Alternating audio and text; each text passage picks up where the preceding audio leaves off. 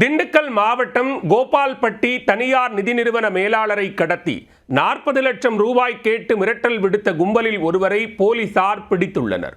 கடத்தலுக்கு காரணம் என்ன? கடத்தப்பட்டவர் மீது 30க்கும் மேற்பட்டோர் மோசடி புகார் அளித்ததன் பின்னணி என்ன? திண்டுக்கல் மாவட்டம் அய்யலூரைச் சேர்ந்தவர் பாலகிருஷ்ணன். இவர் கோபால்பட்டியில் தனியார் நிதி நிறுவனம் ஒன்றில் மேலாளராக பணிபுரிந்து வருகிறார்.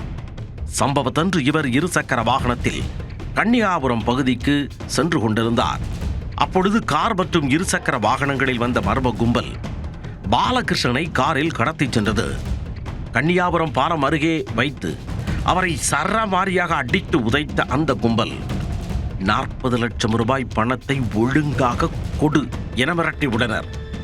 பணம் இல்லை என்று தெரிந்தவுடன் வெற்றுத்தாள்களில் கையெழுத்து வாங்கியுள்ளனர். இந்த நிலையில் அந்த கும்பல் அசந்த நேரத்தில் தனது செல்போன் மூலம் பாலகிருஷ்ணன் தனது மனைவியிடம் தொலைபேசியில் கடத்தப்பட்டது குறித்து தெரிவித்துள்ளார். உடனே அவரது மனைவி இது குறித்து காவல்துறை அவசர கட்டுப்பாட்டு மையத்திற்கு தகவல் தெரிவித்துள்ளார். தகவல் அறிந்த திண்டுக்கல் புறநகர் டிஎஸ்பி சங்கர் தலைமையிலான சானார்பட்டி போலீசார் செல்போன் சிக்னல்களை டிராக் செய்து அந்த கும்பலை விரட்டிச் சென்றனர். அப்போது அதிகாரிப்பட்டி அருகே அந்த கும்பல் பாலகிருஷ்ணனை இறக்கிவிட்டு தப்பி ஓடிவிட்டது.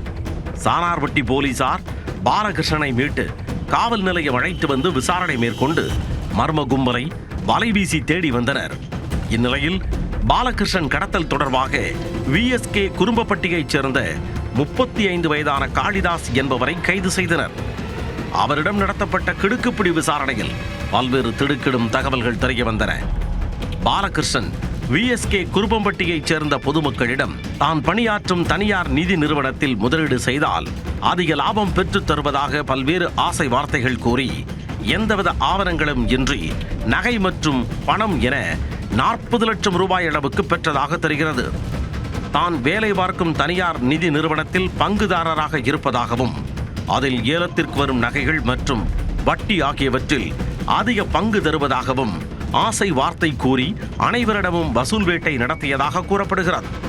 இந்த நிலையில் ஊரில் திருவிழா நடைபெறுவதை அடுத்து பொதுமக்கள் காளிதாசிடம் நகை மற்றும் பணத்தை திருப்பி கேட்டுள்ளனர். அதுபோன்று பணத்தை கொடுத்து ஏமாந்தவர்களில் தானும் ஒருவன் என காளிதாஸ் வாக்குமூலம் அளித்துள்ளார். காளிதாசை நம்பி பலரும் அவரிடம் பணம் மற்றும் நகைகளை கொடுத்துள்ளனர். கிராம மக்கள் பலரும் காளிதாசிடம் கேட்க அவர் பாலகிருஷ்ணனிடம் பணம் மற்றும் நகைகளை தருமாறு கேட்டுள்ளார். இதற்கு பாலகிருஷ்ணன் உரிய பதில் அளிக்காமல் காலம் தாழ்த்தி வந்ததால் கடத்தல் சம்பவம் நடைபெற்றது விசாரணையில் தெரிய வந்துள்ளது. இந்த நிலையில் தங்களது பணத்தை மீட்டுத் தரும்படி ஆண்கள் பெண்கள் என 30க்கும் மேற்பட்டோர் சானார்பட்டி காவல் நிலையத்தில் புகார் மனு அளித்துள்ளனர். போலீசார் அந்த புகார்கள் குறித்து விசாரணை நடத்தி வருகின்றனர்.